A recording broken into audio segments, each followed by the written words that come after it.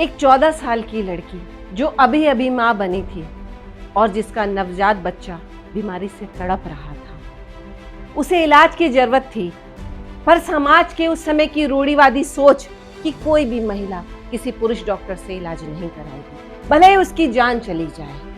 और इसी सोच के कारण उस नवजात बच्चे ने उस 14 साल की माँ की गोद में दम तोड़ दिया।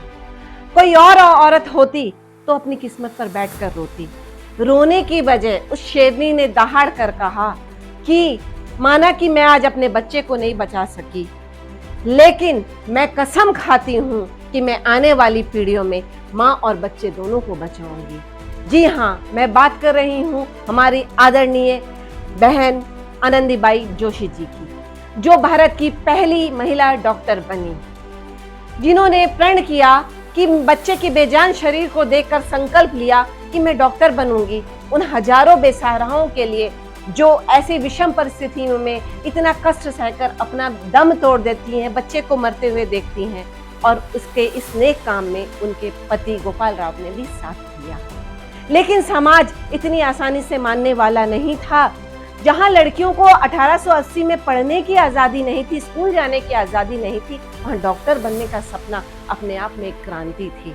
वो हारी नहीं, धर्म भ्रष्ट का आरोप लगाया गया। जिस रास्ते से गुजरती थी पत्थर फेंका जाता था, कचड़ा फेंका जाता था, गोबर फेंका जाता था, इल्जाम लगाए जाते थे, लेकिन उन्होंने हिम्मत नहीं हारी और आगे की पढ़ाई करने के लिए, मेडिकल की पढ़ाई के लिए अकेली अमेरिका चली गई।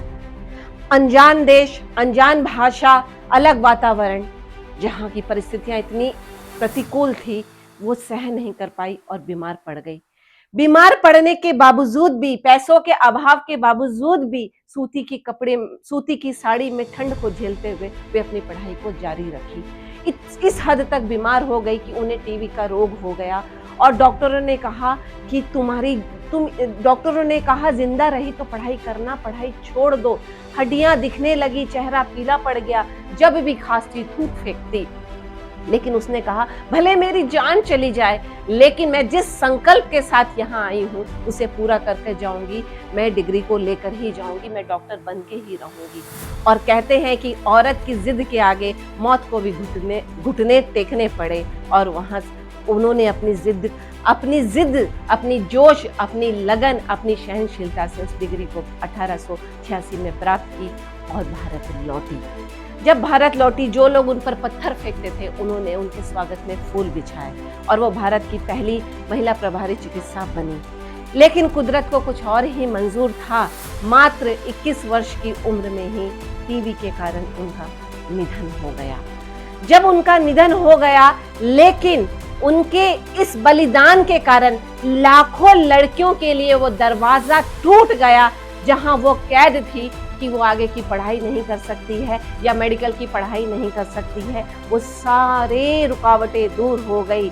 आज हम अस्पताल में किसी महिला डॉक्टर को जब किसी की जान बचाते हुए देखते हैं तो हम उस एप्रॉन के पीछे आनंदीबाई जोशी बहन का खून देखते हैं, उनका संघर्ष देखते हैं, उनका बलिदान देखते हैं कि जिसकी बदौलत वो मुस्कुरा कर लोगों का जान बचा पा रहे हैं।